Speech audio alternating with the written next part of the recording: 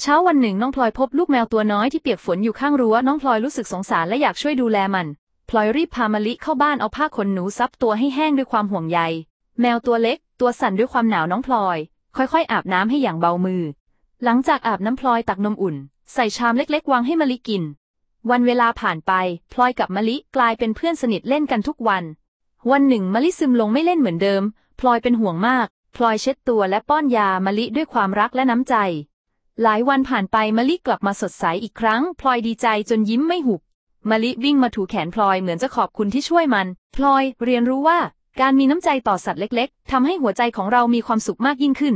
หากคุณชอบช่องนี้ฝากกดติดตามกดไลค์กดแชร์เพื่อไม่ให้พลาดตอนต่อไปค่ะ